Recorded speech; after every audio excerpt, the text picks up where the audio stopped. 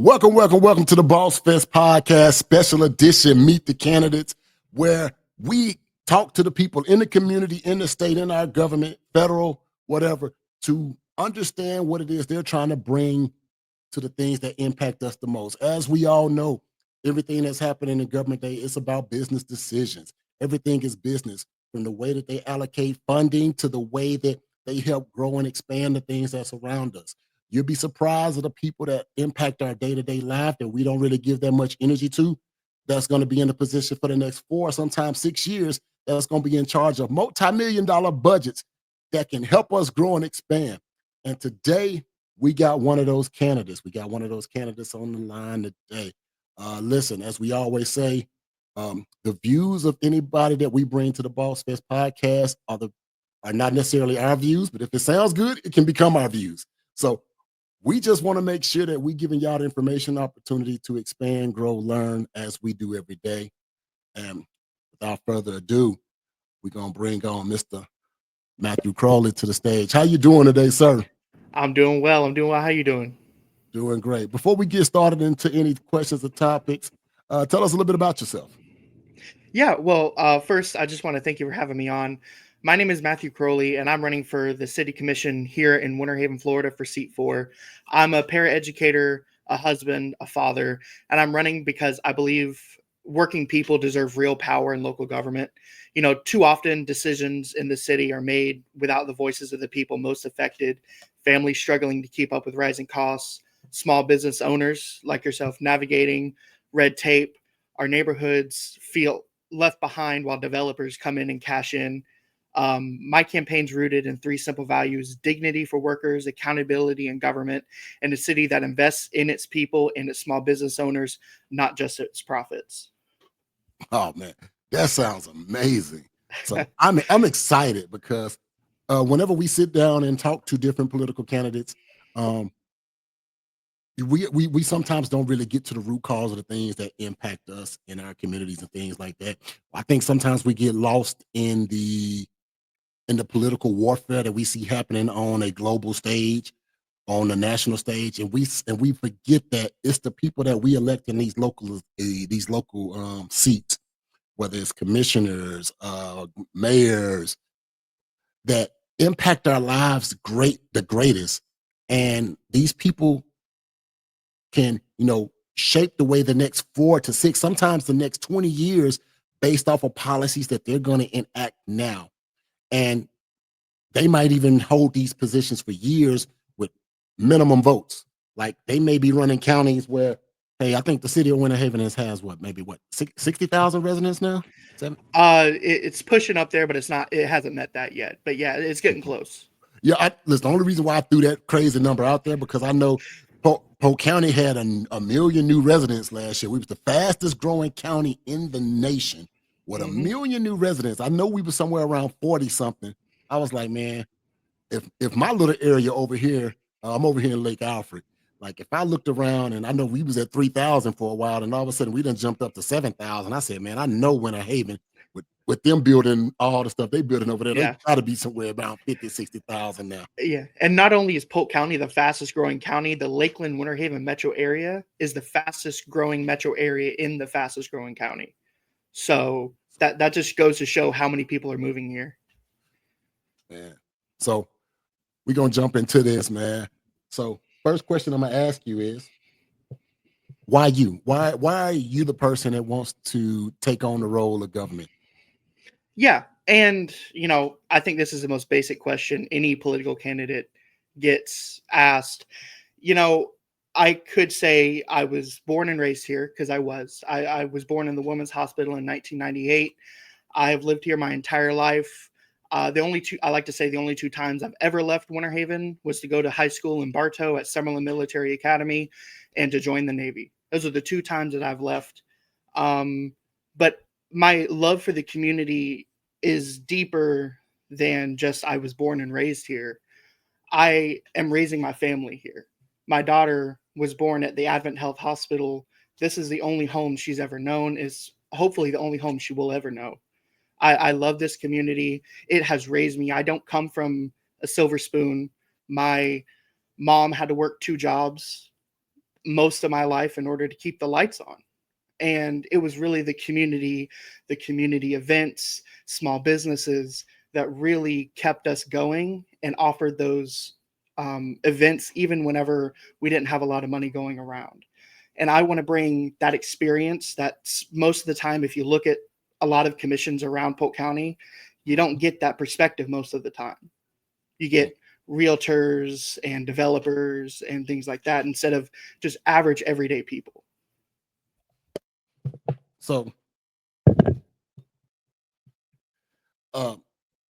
just for full disclosure, everybody out there listening, anytime we have a candidate on, we kind of send a list of questions and things like that, because what we never want is anybody to be blindsided by anything or to be taken aback about any type of questions and with aha, I got your moment. So the Bossfest podcast sent Matthew several questions as it related around business and commerce and things of that nature. And some things related around small business support, community engagement, and changes you a champion. So you said you going for seat number 4. Yeah. Why that particular seat? Or is it just that's the next seat that's available?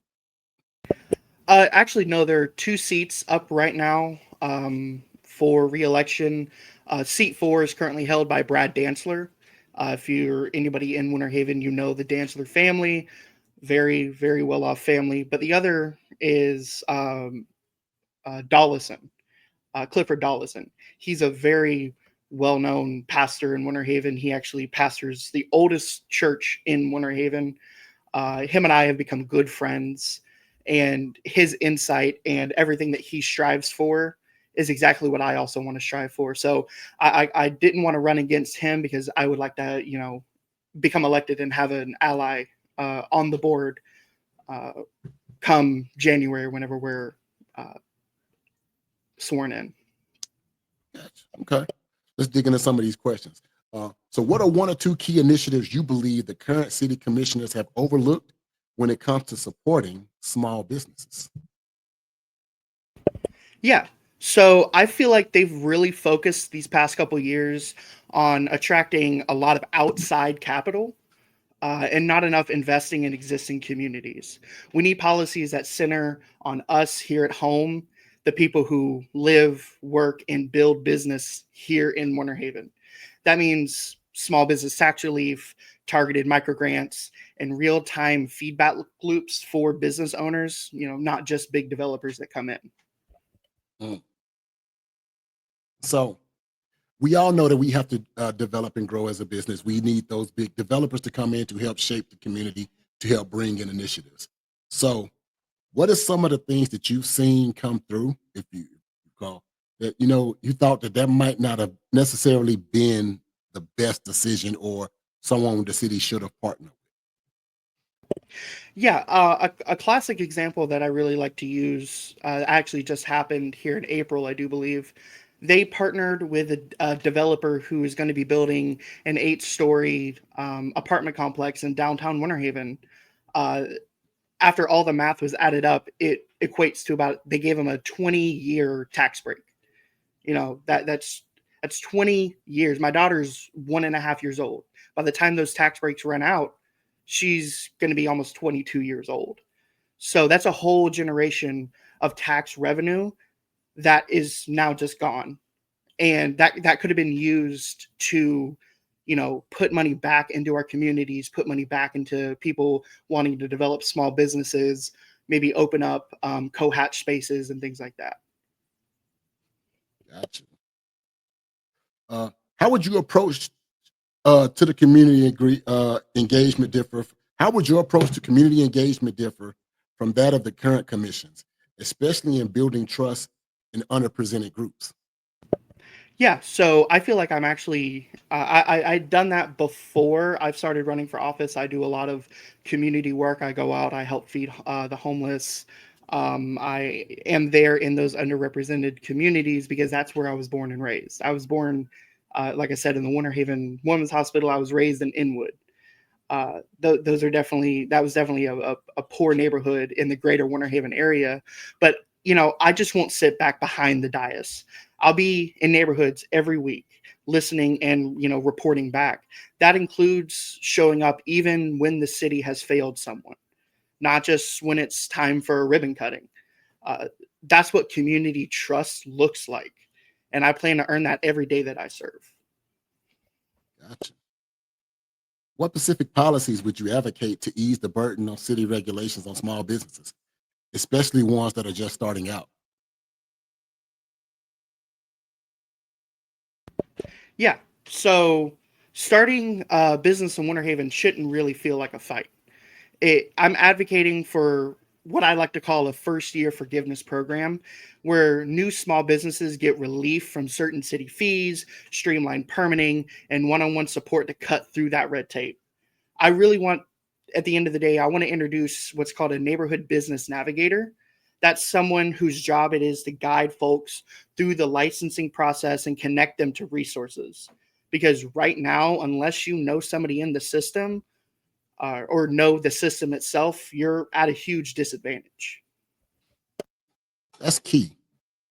Um, so so if you don't know the system or you don't know somebody in the system, you're left out of the system. And what you're saying is you're trying to create initiatives or some type of program or even appoint somebody whose sole purpose is to provide the education to those people who's looking for it.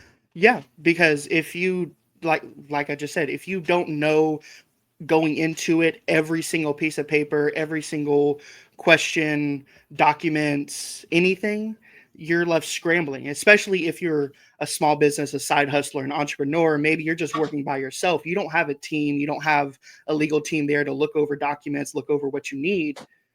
It should be the city's job to help, not to hinder with, a 35-page application process.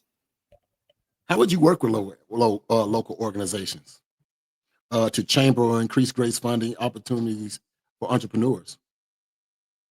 Yeah, so we need those formal partnerships between City Hall, the Chamber, Main Street, Winter Haven, and other grassroots organizations that are in our community. One of them being actually the Puerto Rican Hispanic Chamber of Commerce is somebody who actually the president. I've talked with her plenty of times, and we need to pool these resources and launch a micro grant fund, especially for working class, minority owned, and also woman led businesses. I want to see regular community pitch nights sponsored by the city. Well, local entrepreneurs can win small grants and free services. And the city should employ a dedicated staffer whose entire job is helping local folks access state and federal funding, not just write checks, to preferred out of town developers. Mm. So I'm gonna pivot here for a second, so that way we can keep this thing real interesting. So I know I'm talking about business and things of that nature, but there's going to be more than just business-minded people who are going to see this podcast. What are your key points? What are the key things that you feel like if you elected to this position that you're going to go after, you're going to champion day one?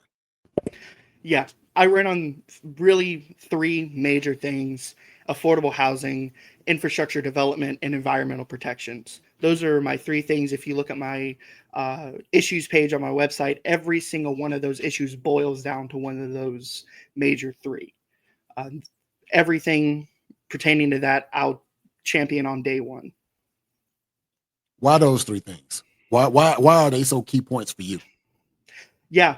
Affordable housing definitely is something that, a majority of, I wouldn't even say just Winter Haven or Polk County, but majority of Florida feels right now. I'm a renter myself. So I pay $1,500 a month for a 2-2 apartment at Carlton Arms. Mm.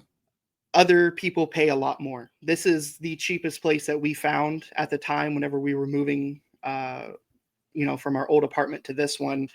And other people, while they might be, paying less, that affordable housing isn't just cheap, it's also quality affordable housing.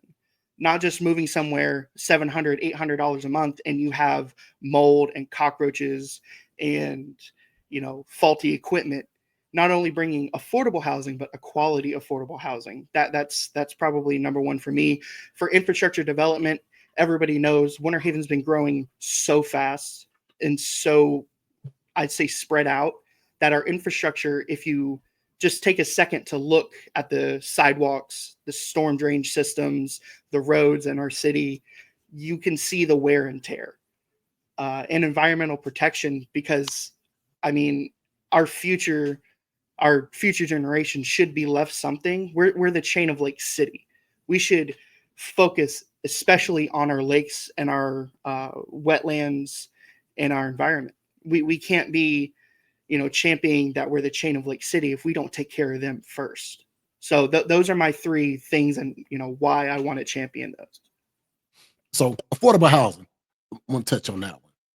How can you how can the government or how can the city put initiatives in place for affordable housing? Because isn't that kind of controlled by landlords and developers and things of that nature to come in?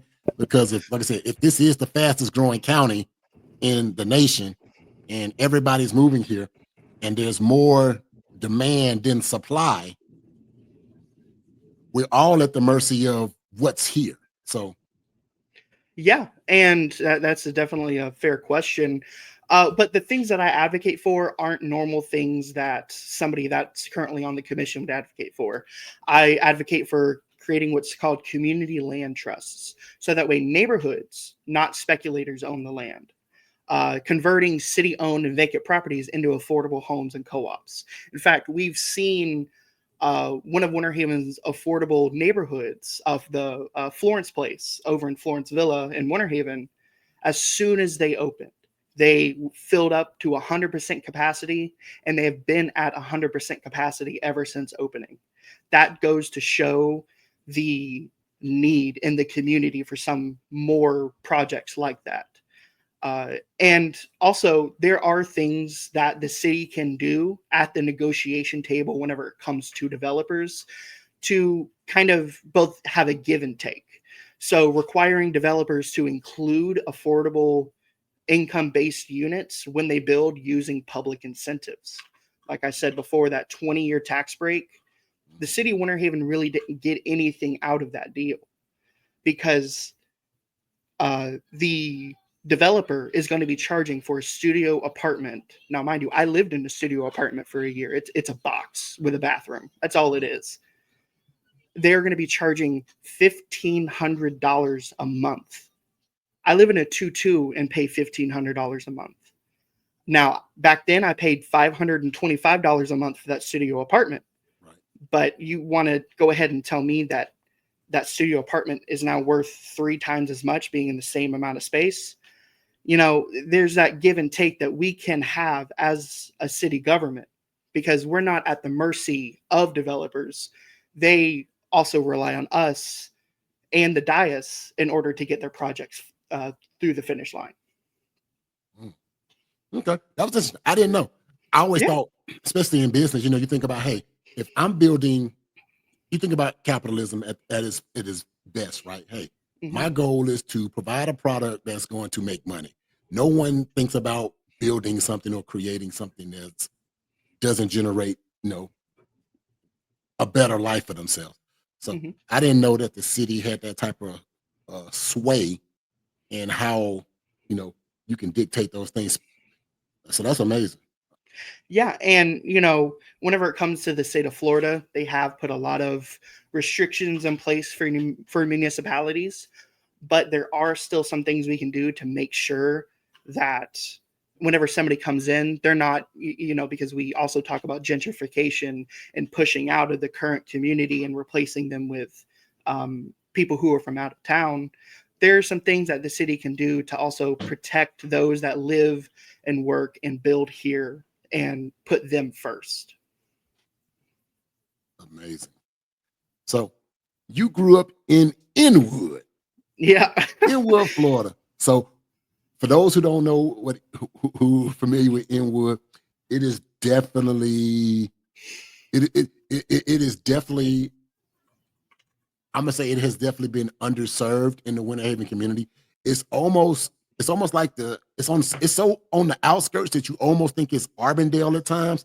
So I wonder, like, is it like, hey, you ain't really in the center. You on the edge a little bit between Winter Haven and Armadale. That we don't really give you that much energy. But I have started seeing recent developments out there, and I started seeing changes. I noticed that they're doing a lot of building over there, especially by the Westwood High. I mean, the Westwood Middle School. I Hmm. see that they're building apartment complexes over there, right? Yeah, there's a new apartment complex going in over there as well. But that's not, even though we know what the community is, that isn't going to be income based, is it? Are you aware of? No, the original developer, it was going to be income based, but they pulled out and a new developer came in, and it's now just going to be luxury apartments. Huh. Yeah, you definitely finna change the tax code over there for those people in Inwood who were living in homes that might have been built in the 1920s, 30s, things of that nature. Some of the trailer units that's over there. That's a very close knit, tight knit community over there. They're Yeah. definitely going to feel that the impact of this luxury apartment now being dropped right there on them.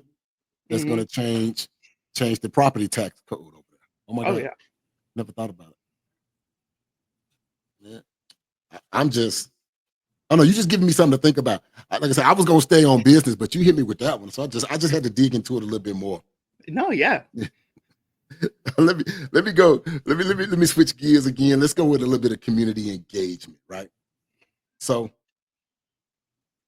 if elected, right, uh, what would be your first initiative to demonstrate your commitment to both community and small business empowerment? Yeah. So a core theme in my campaign, if you go on and you look at anything, I always put people in the name because to me, that's who comes first is the people that live in Winter Haven. So my first priority in order to demonstrate my commitment is launching a working people's grant fund. It's a city-backed micro grant for side hustlers, new entrepreneurs, and family-run businesses in underserved neighborhoods. This small investment has a very big impact because $1,000 might not change the city's budget, but it could change someone's life. So serving our historically underfunded communities and people who don't have a lot of money and people who are just starting out, that could really get them to a place, like I said, $1,000 isn't a lot to a city, but it's a lot to somebody just starting out. You're right about that because I definitely wish I could have $1,000 to do some of these initiatives, some of these programs I got going on. I Right. would love to be able to reach out to my city and say, "Hey, I'm putting together this program or this initiative that's designed to help build entrepreneurs, educating things like that, and just know that there's funds available to help grow that process." Yeah, Mm. definitely. So let's see. Pivot some more, because right now my brain is turning, and I'm trying to, like I said, I want to stay on my questions, but I just got, like I said, whenever I do this process, I start thinking about the next set of questions that I want to ask, and I just want to make sure that we are giving the people exactly what they're looking for. Yeah. Um, so you talked about partners. You talked about Pastor Dollison being on the commission, and you didn't want to go against him. Um, we know that the commissioners is what, five commissioners, city commissioners, Yeah, five plus commissioners. five five commissioners plus a mayor, right? Or is it just five total?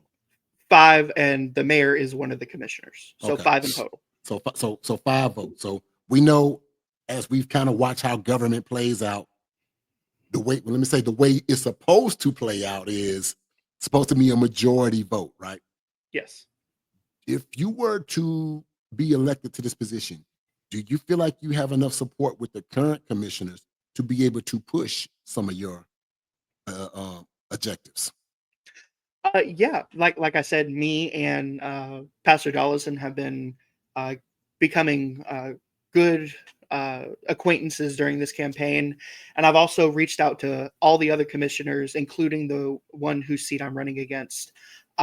Me and Mr. Birdsong. Mr. Birdsong has been on the commission since I was born, about. So he has a Mm. lot of depth and knowledge in the inner city workings. Him and I have introduced ourselves back and forth, and that's really what it is. Is as I'm running for this office, I'm not, because a single commissioner can't change much. Right. can't change anything without a majority. Correct. But I'm also building those relationships now, so that way when I am elected in November, I get on that dais and I already have working relationships with those who weren't up for election this time. So while me and Commissioner Dollison will see eye to eye in, especially whenever it comes to affordable housing, that's one of his main initiatives that he's been pushing for. I've been working with Mayor Birdsong. I've shook hands and talked to Commissioner Yates and Commissioner Mercer as well. Gotcha. Ooh, so many questions. Trying to figure out the right way to phrase them. You spoke about something about tenure, about some of these people that's been in positions for forever. We'll say it that way. We won't say how long they've been in these positions, but they've been in these positions forever. Yeah. Do you feel like these people that's been in these positions forever, do you think that they still want to see positive growth in the community? Or have they been locked into a system that may prevent them from seeing well, they want to continue to protect their, I won't say their bag or I'll say their investment. Yeah. Yeah, you can definitely say that about a lot of people who have been in these positions for so long. Of course, there are some, especially on, some who I feel on the national stage as well, who've been in these positions for a long time, and they still fight for everyday working people. It really depends on the person. And yeah, I will agree with you that some are there just because they have been there forever and they don't want to give up power. Do you have a plan to be able to work with those people that they still be in place? Yeah, definitely. Because even if they are set in their ways, at the end of the day, they still have to be reelected. Because you can't sit there and hold a position. It's not a lifetime tenure. You have to run for office again in 4 years. And if they are so set in their ways that they're unwilling to talk or even think of helping the community in maybe a different way, that's whenever the power of community should come in. Because like I said before, I'm not just going to sit behind the dais, go to ribbon cuttings, go to planned meetings. That's not who I am. I have already been out in the community. I go out in the community 3, 4, sometimes 5 times a week, door knocking. I hold events out in the community. And if a major vote's coming up, an initiative's coming up, and I know they're going to be set in their ways about it, that's whenever a commissioner, a leader in the community should reach out and pull people in and have them speak on why they should change, why this should go through. So if they want to be set in their ways, that's fine. It's time for the community and a leader in that community to pull people into that meeting, emails, phone calls, not just sit behind the dais. Gotcha. So still staying within community engagement. What steps would you take to ensure Winter Haven's growth doesn't come at the expense of the community identity or cultural heritage? Yeah. So this is actually a perfect one. I'm glad you're asking this because Winter Haven's history, it's so steeped in history. Even though we're not the oldest town, even in Florida, uh, a little known fact that my Lakeland friends don't like to admit, but the first public store was here in Winter Haven. The very Mm. first Publix in the United States was here on in Main Street. So I would like to protect that history. I would like to exemplify that history, and I'd support community benefit arrangements that require developers to preserve historic spaces, include affordable commercial and residential units, and hire locally. Growth should never mean erasure of what came before. I want development that honors who we are, not just outside investors want us to become. Okay. I like that. I like that. So, um, my history here with Winter Haven is not as long as yours, but I have been in this area um, a lot longer than I've been away from it. I consider myself a migrant of Polk County. Every time I look around, everybody who you, I promise you, you may be like the first person that I really know who really grew up here. Everybody else was like, "Oh, I came from somewhere else, and I've been here for so long." I'm just sitting here thinking, like, man, I don't know too many people who were like born Winter Haven, except the younger generation, my kids and things of that nature. But Yeah. as our age, millennials, Gen Z, and all that stuff, um, like everybody always kind of seemed to have migrated in here. Um, Yeah. from my days of playing sports at Winter Haven High School, uh, taking classes at Polk State, Polk Community College then, and even like I said, even in working in corporate jobs around here in this community, I um I gotta say, you know what? I'm happy of the I'm blessed to be able to come to this area. I didn't know what I was getting myself into when my parents moved here over, dang, it might be almost close to 30 years now. Um, because I'm originally from Arkansas, Little Hmm. Rock, Arkansas to be exact.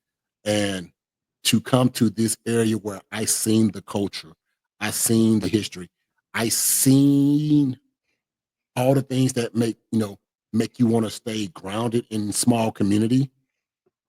And I sometimes fear that in pursuit of trying to be the next Tampa or the next Orlando, Polk County is starting to lose its identity. And when you start seeing all the orange groves go down, all the swampland disappearing, it becomes apartment complexes. Even 557, that's the road that runs from Lake Alfred that goes to I-4. And you start looking at that little stretch of road and you're like, man, there's just nothing but more and more development, more houses, more houses. And you talked about the infrastructure in there. Like, and everybody's talking about the growth, but nobody's talking about how we truly support this. Clean water sources and things of that nature. I know Dundee is struggling with water now, trying to make sure it got enough. No, it has the infrastructure to provide water to its ready. We surrounded by lakes. There's Hmm. Winter Haven has what, 80 something lakes, 90 something lakes or ponds or something. Yeah, we're filled with them We're everywhere filled you with them, go. right? Yeah. But it's and we're in Florida, which we're surrounded by a peninsula. But it baffles me that we're struggling with infrastructure on being able to provide clean water to residents because we're growing so fast. And I like some of the information that you was delivering about making sure that the infrastructure is in place to support the growth and to make sure that it's done in a correct way. Uh, that's amazing. Yeah, I had to go off on that tangent there for a second, just Yeah. because I just wanted to make sure I included that. It's an important tangent. Hey, we try to make the best of these situations as we can. I see the growth, I see the potential, and I definitely want to make sure that we not only hold on to our culture, but we also can advance and build things that make sense here. Yeah. Got it. So I think I got a couple more good questions I'm gonna run by you. Let's Hmm. see. Can you share your vision for building trust between underserved communities and the city leadership? Yeah. Yeah, definitely. Uh Trust is built through consistency, transparency, and follow through. I'm a paraeducator. I work in public schools. I've spent my career earning trust in spaces where people have every reason not to give it. Families that have been let down by every system that they've been in. That's the kind of leadership I'll bring. That's the experience I bring. It's showing up before it's urgent, listening with humility, and following up with action, not just empty promises. Awesome. Listen, Matthew, I know we've been going here for about a good 30 some 40 some minutes.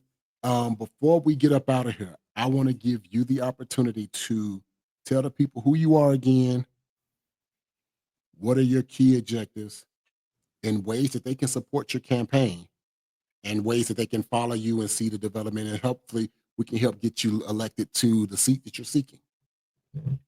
Yeah, thank you so much for having me on. This has been a great experience. And everybody who's listening, once again, my name is Matthew Crowley. I'm running for Winter Haven City Commissioner, seat 4.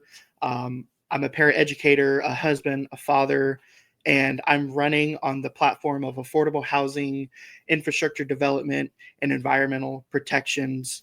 I'm running a grassroots people first campaign because I believe Winter Haven should belong to all of us who live here.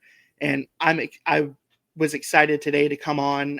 I'm going to be excited tomorrow and next week whenever this episode here comes out, or whenever it comes out.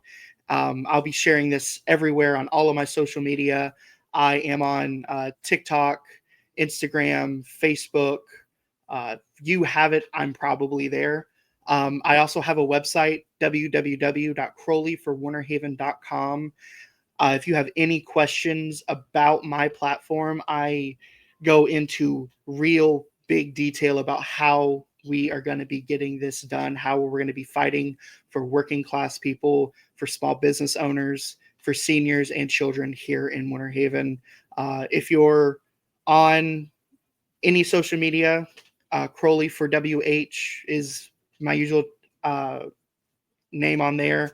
If you're on Facebook, it's Matthew Crowley for Winter Haven City Commissioner. Awesome. So listen, y'all, I know it seems like things are far away, but local elections are right around the corner. When is the voting date? When is the voting times? Yeah, so here in Winter Haven, we run odd number elections. So our election's actually coming up this November. Election day is November 4th. We have early voting, and if you vote by mail, you'll be getting your ballot starting September 25th, I do believe, is whenever vote by mail ballots go out. So really soon, the election starts really, really soon, and all the way through till November 4th. Gotcha. Is there any local events you're going to be attending where the people can see you if they want to talk to you face to face? Yeah. This weekend, actually, I will be at, let me get up the information here. I'll be at a back to school drive event here in Winter Haven. Let me look up the info because the address always slips my mind for some reason. Let me see here. Yep, here we go. I will be at the back to school bash this weekend at 130 Avenue G in Winter Haven. I'll have a table. I'll be donating supplies for kids who are going back to school. Following that, my Saturdays are booked up. Following that, I will be having a canvas for around the Lake Howard communities. We'll be meeting at 3 o'clock on Saturday. If you want to come out and canvas, or I'll be having one every single Saturday. Just follow my pages. I post them all the time if you want to get involved in that as well. And early August, I will be at an affordability forum where a lot of people are coming together from all surrounding communities to talk about affordability over in Lakeland at the Polk Theater on the 5th. That's amazing. Listen, y'all, we had Michael Crowley here. He's giving up his vision for the future of Polk, city of Winter Haven. Sometimes when we look at these local elections, we don't give them the energy they deserve, but these are the people that will impact the way we move for the next sometimes 10, 20 years just based off the decisions they make, especially if you look at the expansion that's happening in our community. So one more time, Mr. Matthew Crowley, he wants your vote. He wants your participation. Check him out in the community, and we wish you the best of luck. We welcome any candidate who wants to get on the Bossfest platform to have their say as well. You took advantage of yours, so we appreciate it. One more time, how can the people reach you? Yeah, www.crowleyforwinterhaven.com. There has all the links to my socials, and you can get a hold of me through there and through my email, which will be on the website. Here it is, folks. Thank y'all for tuning in to the Bossfest Podcast, special edition, Meet the Candidates. Hey, man, you survived. You did it. Hey, you did your thing. Your answer was on point. And I'm excited to see what you can do for our community when put into the position. I'm not going to say if, I'm going to say when put into the position, because we always like to manifest good things here. So with that being said, Boss fam, until next Meet the Candidate special, we out. Peace.